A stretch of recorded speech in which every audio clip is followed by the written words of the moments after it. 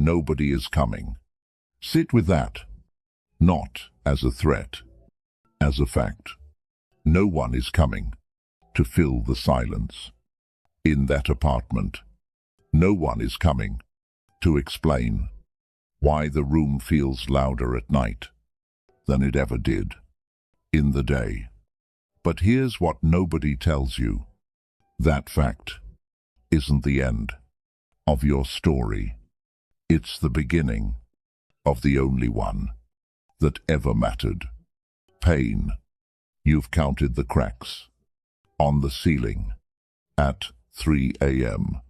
more times than you'd admit. You've sat in rooms full of people and felt further from them than if you were on the other side of the world. Present. Invisible. There's a specific kind of pain in being surrounded and still unseen. It doesn't leave marks. It just sits in your chest. A weight you've carried so long you forgot what walking without it felt like. You built walls, called it strength. But some nights, underneath the walls, you were just a man, asking the dark if anyone would notice, if he disappeared. The world didn't pause to answer. It never does. Your loneliness is real and invisible to everyone but you. So the question was never, why is no one here? The question was always, what do you become when no one is? Realization. The old Stoics understood something. Most men spend a lifetime avoiding. Solitude isn't a punishment. It's a diagnostic. Epictetus lost his freedom, his mobility, nearly everything a man could lose. And in that loss, he found the one thing that could never be taken, his own judgment. The fortress no one could occupy but him. Marcus Aurelius ruled an empire, surrounded day and night by advisors and generals, and still he wrote to himself in the dark about a deeper isolation, the kind that comes from being understood by no one, not even the people closest to him. He didn't write those pages for an audience. He wrote them because a man who can't sit with his own mind will spend his life running from a war he could have ended. In one quiet evening, here's the realization that changes everything. You weren't abandoned by the world. You were separated from it, the way iron is separated from ore, not to be discarded, to be refined. Every person who left, every room that didn't want you, none of it was proof you were unworthy. It was the process, removing what didn't belong, so what remained could finally be tempered into something that doesn't break. You don't choose whether solitude finds you. You only choose what it turns you into. Self-control. This is where most men fail. Not in the loneliness itself, in what they do to escape it. They numb it, drown it, in noise, in validation, in small surrenders that feel like relief and quietly cost them their discipline. One night at a time. The Stoic doesn't run From the empty room, he furnishes it.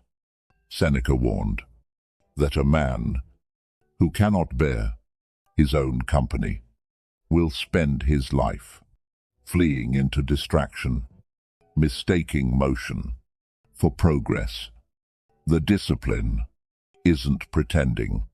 The silence doesn't hurt. The discipline is sitting inside it, without flinching, without reaching for the phone, the noise, the escape, and asking calmly, "What is this teaching me?" Control. What's yours? Your reaction, your standards, your next move. Release what was never yours. To hold. A man who masters this stops negotiating with his own suffering. He observes it, extracts the lesson, moves forward without asking pain for permission. This isn't coldness. This is command. Inner power. There's a version of you that doesn't need the room to be full, to feel whole. That man isn't born from comfort. He's forged in exactly the conditions you're in right now. Every hour you spent unseen was an hour spent training a muscle no crowd could build. For you, the ability to generate your own worth from the inside, without a witness, without a single person confirming you exist. That's not weakness. That's the rarest form of power there is. The lone wolf isn't lonely because he failed to belong. He's alone because he outgrew the need for constant reassurance. He answers to a standard he set for himself, immune to whether the room claps or empties. You've been mistaking your isolation for evidence against you. It was never that. It was the forge. Forges don't apologize for the heat. They use it. Look in the mirror tonight. That man who survived every silent night without breaking. He doesn't need to be chosen by the world. He already chose himself. Transformation. This is the turn where the ghost becomes the architect. You stop asking the world to notice you. You start building something it can't ignore. Not for revenge, not to prove anyone wrong. For yourself, because a man at peace with being alone answers to no one's expectations but his own. And that is the most unshakable kind of man there is. The nights that once felt like punishment become the hours where discipline is built. The silence that once felt like absence becomes the space where clarity finally speaks. Marcus never asked Rome to witness his private war. He fought it, page by page, alone, in the dark. History remembers him. Anyway, the world doesn't remember the men who were surrounded. It remembers the ones who stood alone and stood. Anyway, you are alone, but you were never incomplete. You are alone, but you are finally unbreakable. Walk out of that silence, not because it's over, because you're the one still standing in it. And that was always the whole point.